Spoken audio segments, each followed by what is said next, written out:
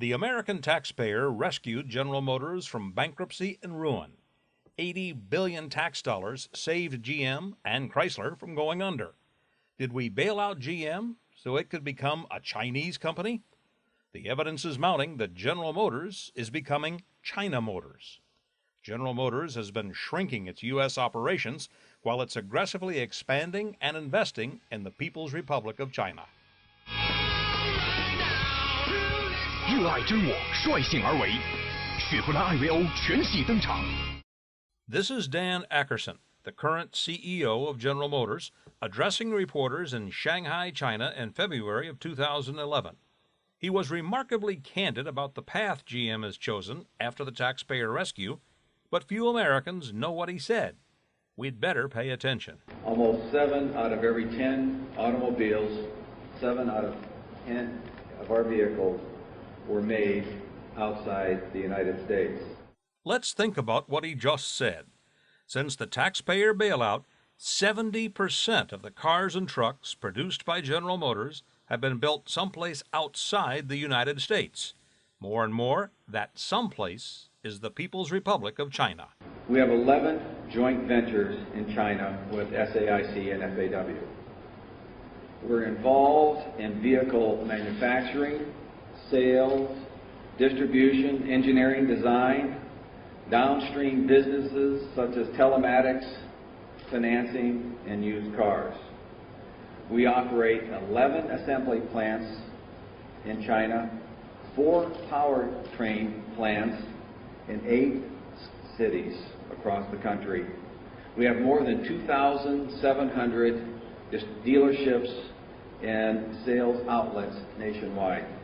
Let's go back and listen to the very first thing he said in that soundbite. We have 11 joint ventures in China with SAIC and FAW. China's SAIC is the Shanghai Automotive Industry Corporation. It is run by the Communist Government of China, which owns or controls most manufacturing activity, including the auto industry. FAW is another Chinese government-owned manufacturer. What this means is General Motors, the corporation saved by the government of America's democracy, has 11 joint ventures with the autocratic, anti-democracy Communist government of China. We regard our 11 joint ventures as 11 keys to success, not just in China, but globally. Our commitment to working in China, with China, for China, remains strong and focused on the future. We love baseball, hot dogs, apple pie, and Chevrolet. Baseball, hot dogs, apple pie, and Chevrolet. That was in the last century, before globalization made democratic capitalism and free trade empty phrases for Americans inclined toward nostalgia.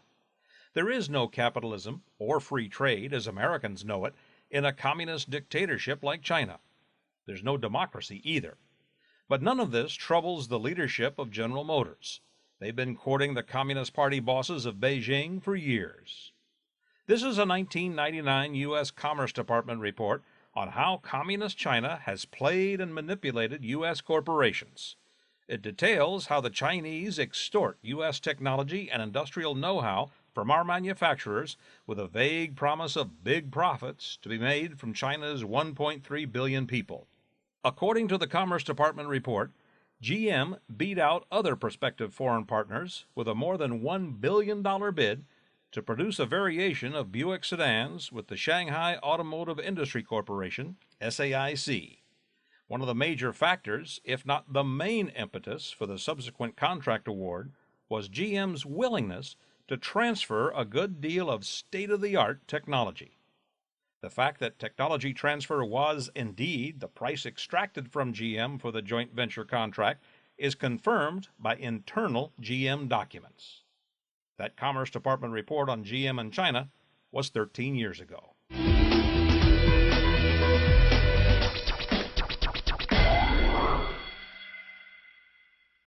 We're now building out the Advanced Technology Center, which will bring our research and development that is centered largely in the United States. We're going to diversify that more into China because we think this market is so critically important to the success of our company.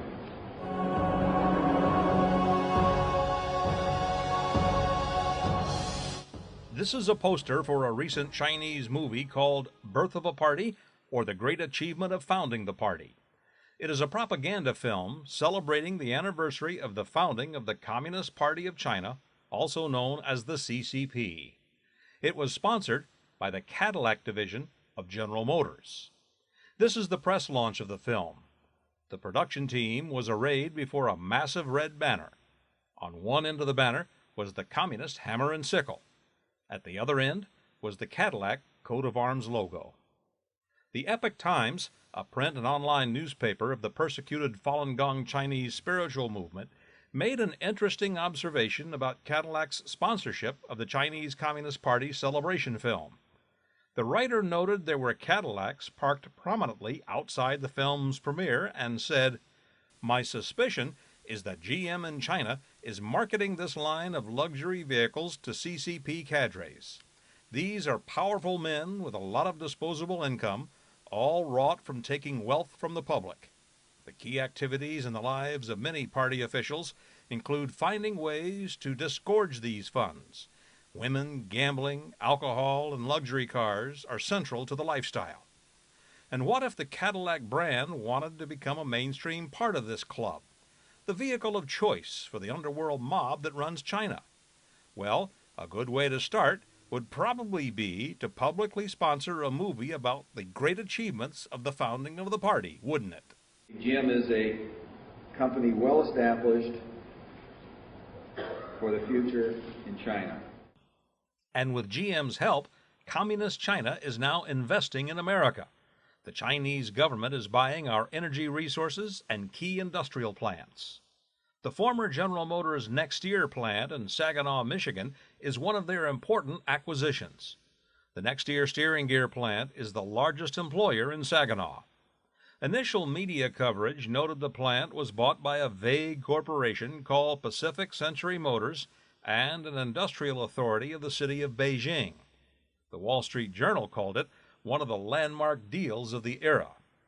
About 6 months later, ownership was transferred to AVIC, a communist government industrial corporation. No one noticed or objected that the world's most powerful authoritarian socialist government is now the main employer in a Midwest factory town. All of this happened under the Barack Obama bailout and oversight of GM during its bankruptcy restructuring. Republican presidential candidate Mitt Romney has called the GM bailout crony capitalism. Some believe the charge has merit because union jobs were saved in the deal. See the USA in your Chevrolet. America is asking you to come. Drive your Chevrolet through the USA. America's the greatest land of all. That was then. This is now. We continue to invest heavily in China to ensure our long-term success. Ackerson calls China the crown jewel in the GM universe. U.S. taxpayers might wonder where that leaves the United States of America. I'm Vince Wade.